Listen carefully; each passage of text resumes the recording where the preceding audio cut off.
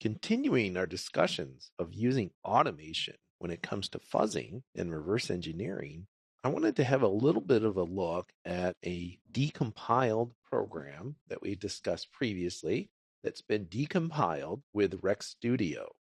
So if you look at the program as it's been decompiled, a lot of the variable names, it's not 100% sure what kind of variable they are. It's an integer or it's a pointer. And you also have names that are unknown.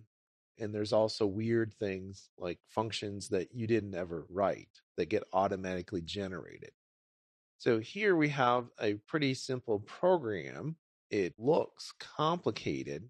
And what we want to figure out is where could this be vulnerable? For example, where am I calling strcpy or printf in a possibly vulnerable way? Now, one thing you'll notice, for example, here I have a call to strncopy, which is the better method, and it isn't quite right because I don't have the arguments listed as I would expect right after the call. Instead, I have these funny arguments and I have pointers being set that look like they're pointing at the stack. This is a bit odd, and you might wonder what's going on with that. This is just the way that this particular disassembler is going to disassemble things. So if I do a check for things like printf, I might find it around my application. Here it is. Here's a call to printf. So again, the question is this a vulnerable call? And the answer is it depends. So if I look at this call, it says starting vuln server version %s, and then it's going to pass it this version 1.00. That is part of the parameters passed to printf.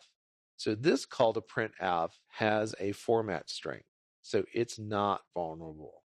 But if I search for other locations, I might find that sometimes it is a vulnerable call. So I could search for printf. And notice I'm waiting for client connections. There's no format string. And here I do have a format string. Received a client connection from this address. And if you search through here, you might find sometimes that it's clearly vulnerable and sometimes it's clearly not. It could take you a while to search through this. So why not use some automation? And what I've done is written a very simple shell script in order to check through this code. So the first line has the shebang bin bash, which says, please run the bash shell.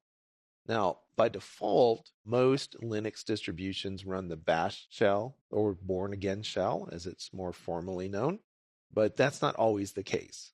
So this just ensures that you're running a correct shell for your script.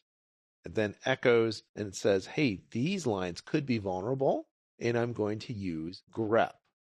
Now, grep allows you to do something interesting where the -n says, please print out a line, and normally grep operates one line at a time.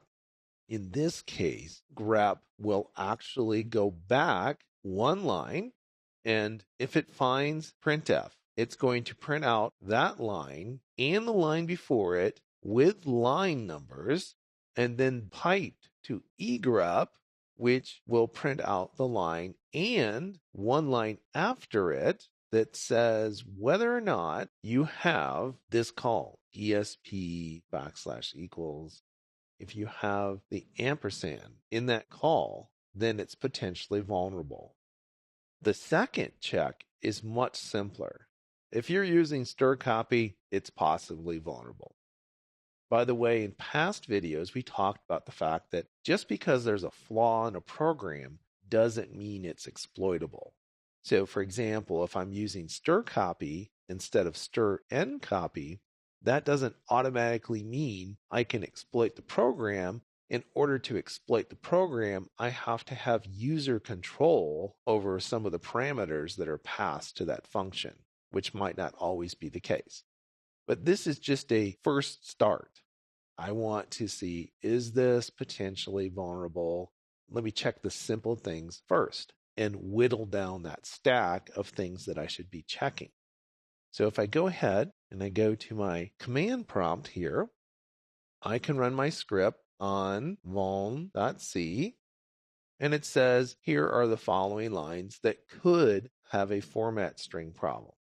So here at lines 142 and 143, I'm setting ESP equal to this value, calling printf, and then I'm doing it again later. And here are all the places I have strcpy being used, which again doesn't mean that it's vulnerable there. It just means that maybe it's vulnerable there.